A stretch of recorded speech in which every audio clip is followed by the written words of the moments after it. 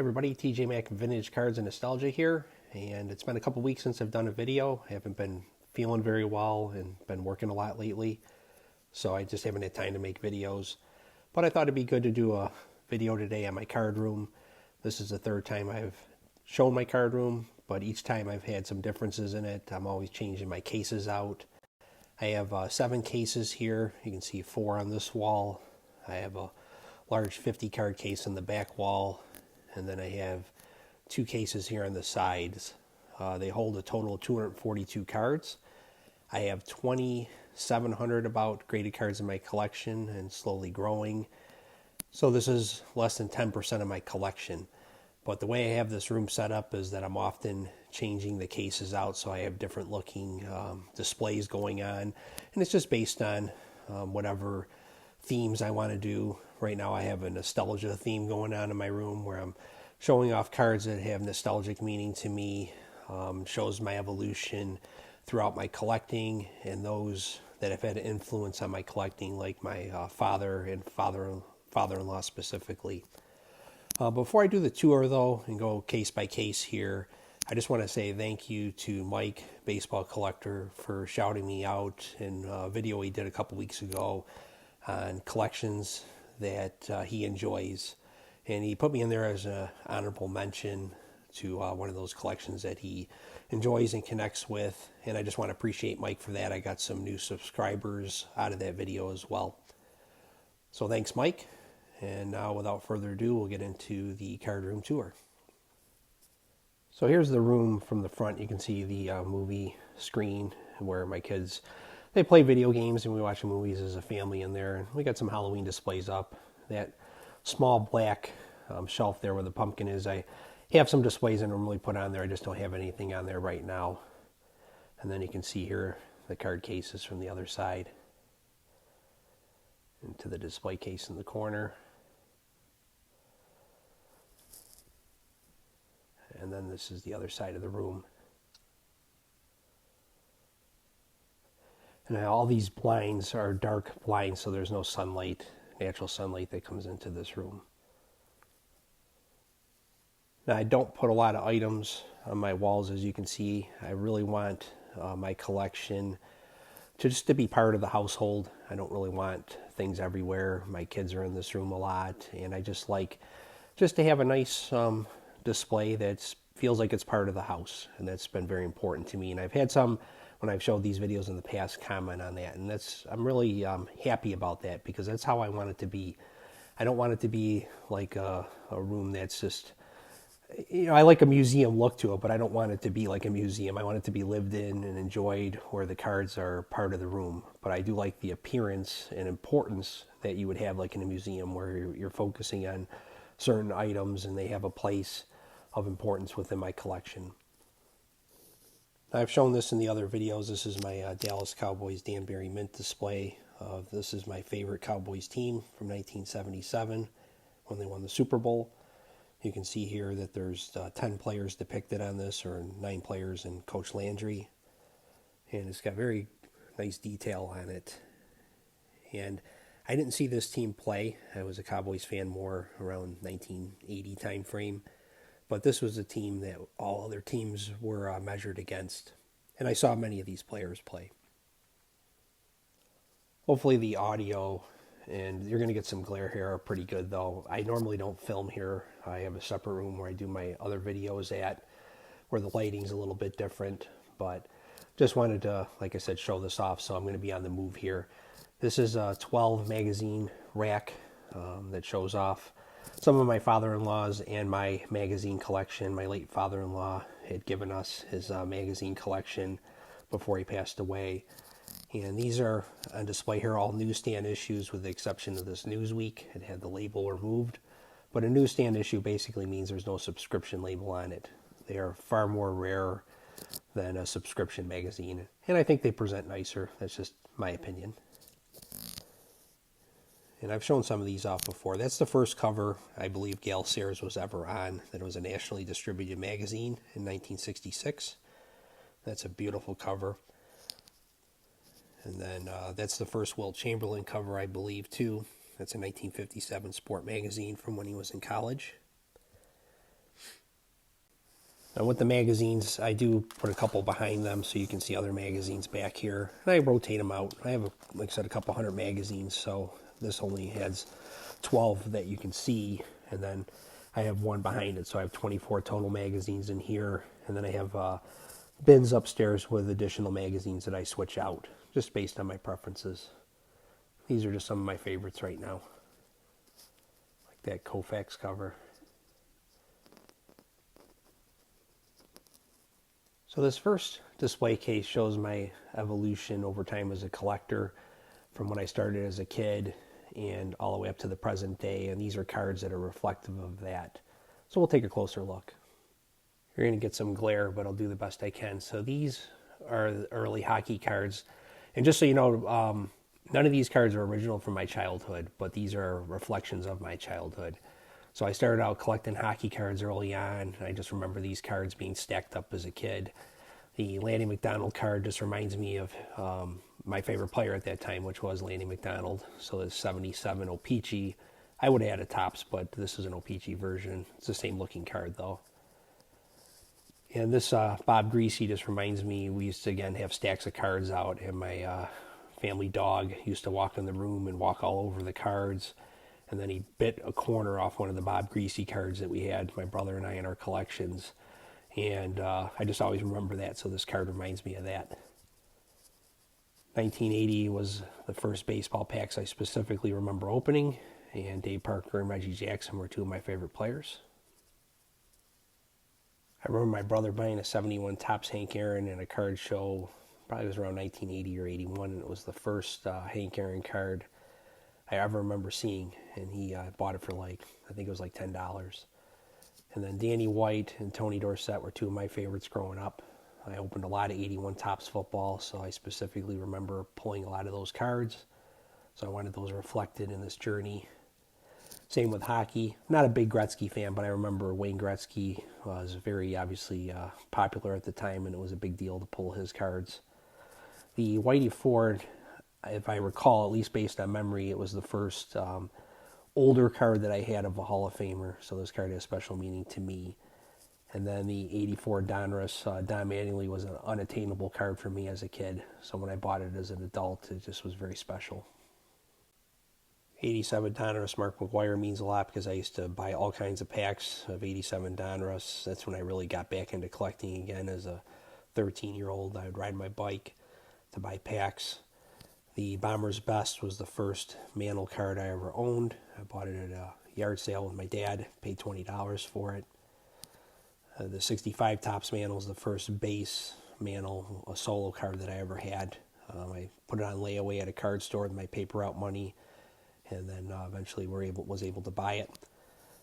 Johnny Unitas, I bought this card at a YMCA card show back in 1987, and I paid $25 for it. Now again, this isn't the original one, but it was similar condition. Troy Aikman, I've told the story before. Tom Landry got fired. I was really down on the Cowboys around that time, and then they drafted Aikman, and it just reignited my interest in the team again.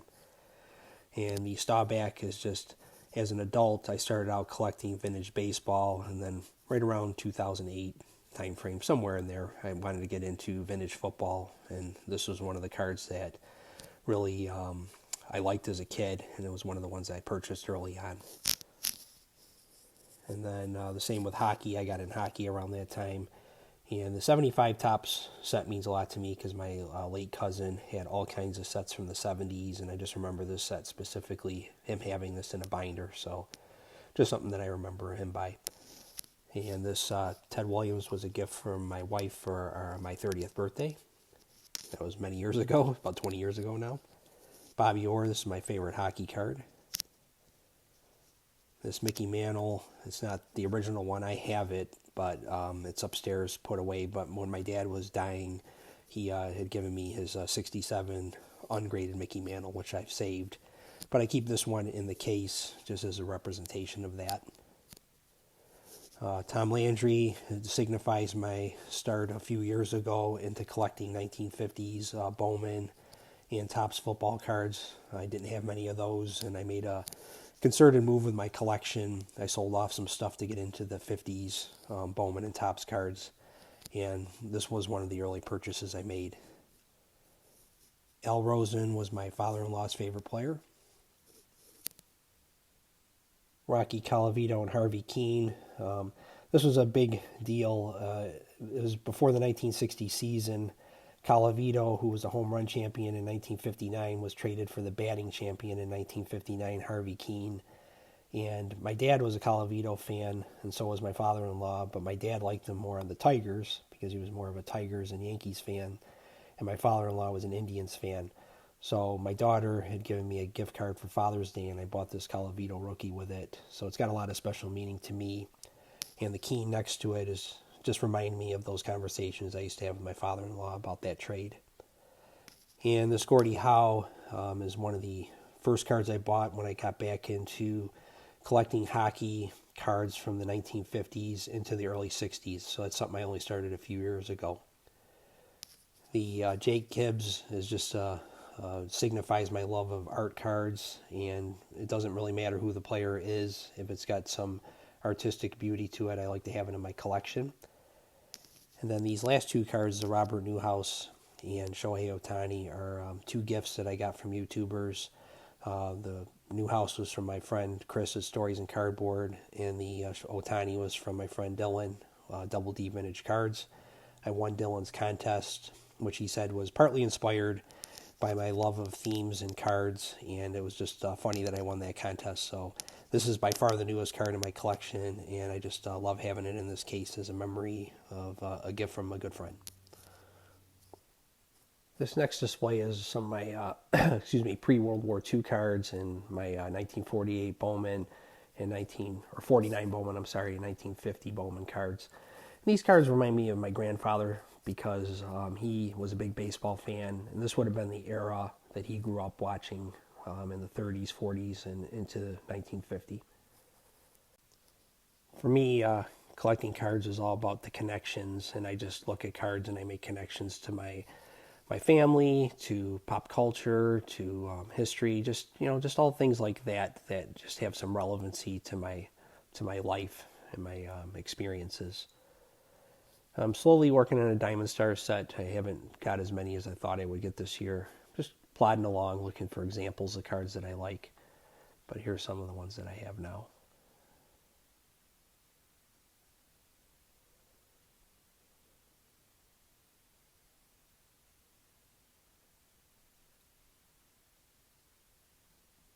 These two cards are not part of the Diamond Star set. They're from the National because they didn't make a Ruth or Gehrig card. So I just have them in the display case because my grandfather he didn't see Babe Ruth or Gehrig live, but he was around and a fan of baseball during that time. Here's a couple of my play balls. Do a shout out to my friend Rick Acosta who's working on this set. I only got a few play ball cards, but he's got a beautiful set going. Mine pale in comparison to what he has. There's a couple 49 Bowmans and just a few 50 Bowmans that I like. This case depicts art cards and cards with beautiful photography that I'm just showcasing in my collection. I'm a big fan of cards that have great designs and photography, and that's one of the reasons why I put this case together.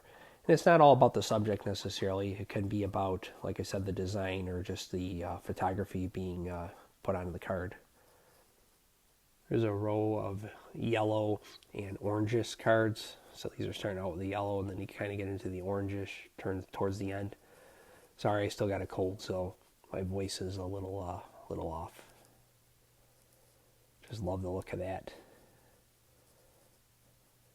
And down below you got some pinks. You go from like the subtle pink color, it's a little lighter, to that vibrant pink on the Bob Greasy. Got a Vecchio. And then look how bright that Lauren Gump-Worsley card is.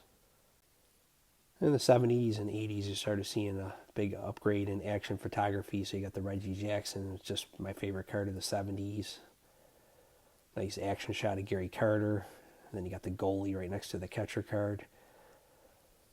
The Mike Bossy rookie. And then I like quarterbacks at the line. You can just see that sea of purple there in that Fran Tarkenton. And then 75 Tops is some of the best football action photography. Love that Terry Metcalf card. And this row is just some of the fun images of cards like this Ferris Fane leaping over first base, or you got a leaping Jack Snow on 71 Tops. And then Dickie Moore just kind of casually going down the ice there, his head tilted. These are just great photographs on cards. This Thurman Munson, you got the bokeh effect in the background with the blurred out crowd, and then the primary shot on the squatting Munson. And then on this Dave Osborne, you can see it almost looks like it's painted on with him breaking through the line there, and then the crowd kind of just faded out in the back. And then this is a beautiful example of the bokeh effect. I've shown this on a video on For Collectors channel. You have the bokeh effect with the lights in the background where the crowd is, and then you got Sam Burke swinging.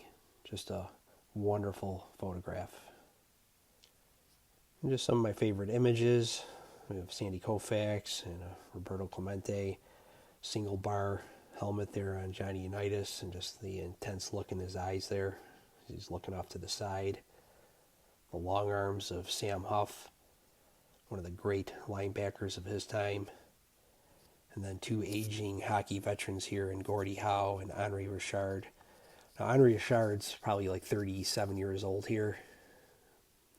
And look how old he looks. I guess the life of hockey was rough on him. This case here is my 87 Topps Tiffany cards. Big collector of Topps Tiffany from 87 to 89. This is a 30 card case. This is one, like I said, similar to the Donruss. When I was 13 years old, I really got into card collecting, and I ripped so many of these packs like many kids my age. I put together a grouping here of Tiffany cards, and I have a few others besides these from 1987, but these are the 30 I picked for the case. Just many of the stars of the day or thereafter.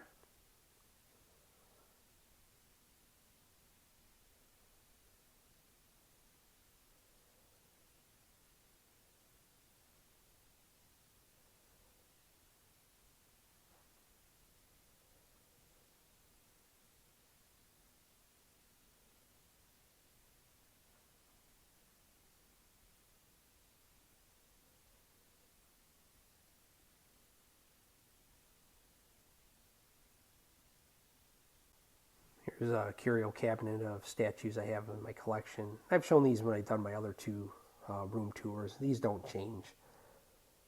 But if you haven't seen these videos before, I thought I'd just do a quick walkthrough.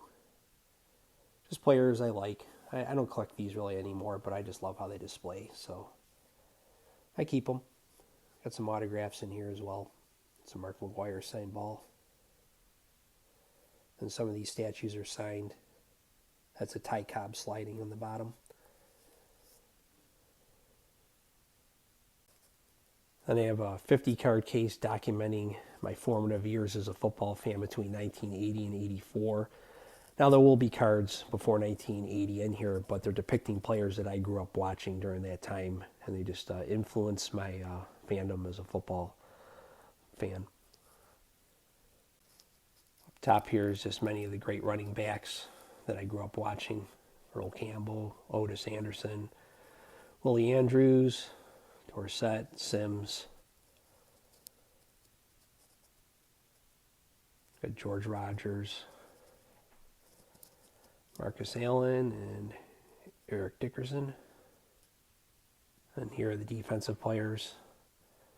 And these cards just take me back to being a kid again, just watching football with my dad.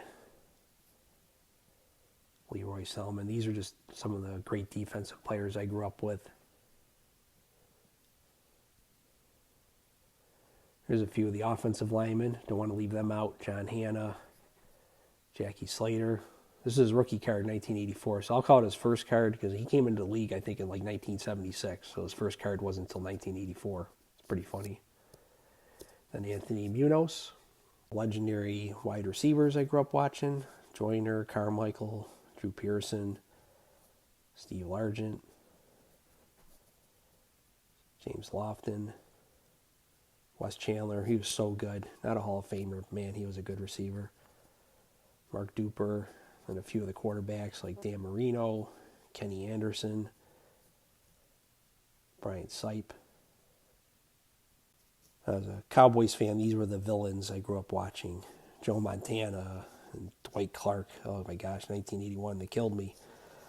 Phil Simms, the Giants later on, did very well against the Cowboys. And then you got one of their biggest rivals who really put it over on them in the early 80s. And Joe Theismann, Art Monk, and John Riggins. And then the Bears under Mike Ditka, who used to be a coach under Tom Landry. In 85, they just destroyed the Cowboys. You got Jim McMahon, Richard Dent, Singletary, and Hampton. I did a video on this recently. You got Danny White here, Tony Hill, Bartkowski. Not Hill, but White and Bartkowski faced off in the 1980 playoffs, and White led the Cowboys back to beat the Falcons. Then you got Dan Fouts, Bradshaw, Franco Harris, Kellen Winslow, John Stallworth, and then I just have a couple players I liked at the end here, Ozzie Newsome and Kenny Stabler. Well, the Stallworth, Winslow, Harris, Bradshaw, and Fouts cards, this was a playoff game I went to see with my dad. It would have been the 1982 season, and the Chargers ended up beating the Steelers in that game. I kind of signify it as being part of the end of an era because that was Bradshaw's last playoff game. Joe Green had already retired by then, but the Steelers were starting to change over from that 70s dynasty. So it was the end of an era to me. Great game, too. Chargers, I think, 131-28. Another case of statues. These are autographed. You got a Reggie ball behind it, but you got Brett, Mike Schmidt, and then Johnny Bench there. And then behind it's a 3,000 hit ball that's signed. There's a Koufax and Hank Aaron, Whitey Ford. The Aaron and Koufax are autographed. Duke Snyder, Mickey Mantle ball back there. So you got Mickey, Willie, and the Duke. And then some of the 40s stars and Ted Williams and DiMaggio and Musial. Musial and Williams are signed, and then I got a DiMaggio ball. Then on the bottom you got Ruth, Gehrig. Just a nice display here of just stars from different decades. And this case here is reflective of my father-in-law's influence. He really got me into the 1950s football just by hearing the stories of the players that he would listen to on the radio as a kid in the 40s and early 50s. These are just some of the great players. Max Speedy, these Hall of Famers here, Bob Waterfield, Steve Van Buren. There's an Otto Graham rookie. Crazy Legs Hirsch. Very sorry for the glare here. Sammy Baugh and Norm Van Brocklin. Johnny Lujack. Tom Fears. Bulldog Turner. Just legendary players from that era. Bobby Lane. There's Frankie Albert. Joe Perry. Mary Motley. And then Pete Pihos. Charlie Trippi. No Molini. Bednarik. Frank Gifford. Billy Houghton. Gino Marchetti. Hugh McElhenney. Just, again, legendary players. Charlie Connerly. Andy Robustelli. Probably more known with the Giants. There's an Ollie Matson rookie. There he's in his University of San Francisco uniform because they had the college players in the 52 Bowman small and large sets. Y.A. Tittle rookie. Tony Canadale rookie. Great Packers running back. Emlyn Tunnell rookie. Ernie Stautner, sorry. That's his rookie with the Steelers. I had in my head Art Donovan, so I said Art Stautner, but there's Art Donovan. That's his rookie as well. Just love the look of this case. I know the glare's not doing it justice, but doing the best I can. 1961 is my favorite baseball season to read about, so here's 36 of my 61 Topps cards featuring some of the prominent players from that season. Just love this display case, and we'll take a closer look at it.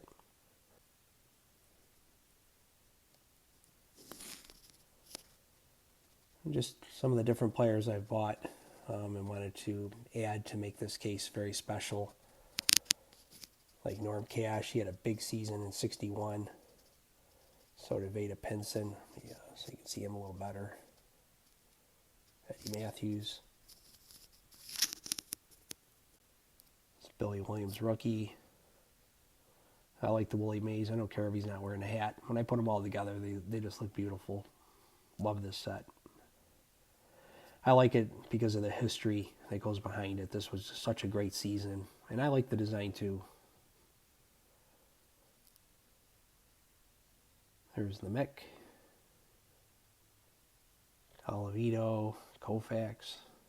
That's a nice Banks card. I know some don't like it because there's no hat, but I like it. That's a new pickup there, that Mini Minoso.